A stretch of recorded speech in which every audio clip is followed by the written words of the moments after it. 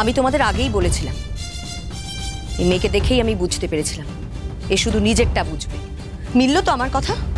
যা ভয় পাচ্ছিলাম তাই হচ্ছে। মম,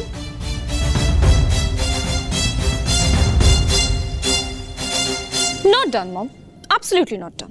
তুমি ওইভাবে কেন রিঅ্যাক্ট করছো? মম, মেয়েটাকে তো এই বাড়িতে থাকতে হবে না। আই থিংক এটা কোয়াইট ন্যাচারাল। মম, মম, একটা কথা বলো, আমরা এই বাড়ির মেয়ে যখন পরের বাড়ির বউ হয়ে যাব, তখন কি তুমি এই বাড়ির মেয়েদের এই উপদেশ দেবে? একদম চুপচাপ থাকবি, মাথা নত করে থাকবি, একদম নিজের সুবিধাটা বুঝে নিবি না, এগুলো বলবে কি বলো? নিশ্চয়ই না। তাহলে তুমি পেখমের ব্যাপারে কেন এই কথাগুলো বলছো? মম, একটা মেয়ে তার নিজের জায়গা ছেড়ে এই বাড়িতে এসেছে সারাটা জীবন কাটাবে বলে, তাকে তো তার নিজের সুবিধাটা বুঝে নিতে হবে বলো। তাকে তো একটা হোমলি এনভায়রনমেন্ট দিতে হবে, তাকে তো কমফোর্টেবল থাকতে হবে বলো।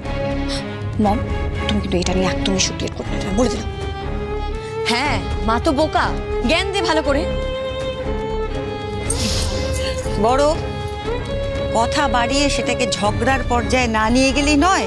হ্যাঁ, একটু চুপ করে থাক না। কেন এত রাগ তোর?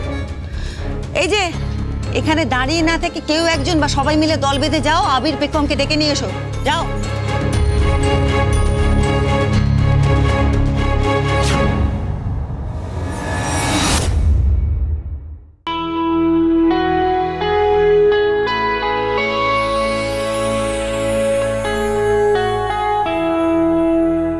পেখম, আজকের পর থেকে তুমি এখানেই থাকবে। শুধু এই ঘরটা নয়, এই বাড়িটা ভালো করে দেখে নাও, বুঝে নাও, চিনে নাও। বাড়িটার প্রত্যেকটা জিনিস ভালো করে দেখে নাও। এখানকার প্রত্যেকটা জিনিসে যেমন আমাদের অধিকার আছে, ঠিক সেইভাবে তোমারও অধিকার আছে। আমরা সবাই একে অপরের জন্য বাঁচি। তাই পেখম, তোমার যদি কোনো অসুবিধা হয় তুমি আমাকে বলতে পারো। সত্যি, কিন্তু সত্যি কোনো সমস্যা হলে তুমি আমাকে নির্দ্বিধায় বলতে পারো। আজকের পর থেকে ঘরের মধ্যে তোমার আর আমার এক নতুন জীবন শুরু হবে। তোমার আর আমার এক নতুন জগৎ, যেটা একান্তই আমাদের। তাই বেগম, আমার মনে হয় কোনো সমস্যা হলে তুমি আমার সাথে শেয়ার করতে পারো, তাই নয় কি? সত্যি বলছেন তো? আমার যা যা অসুবিধে আমি আপনাকে বলতে পারি?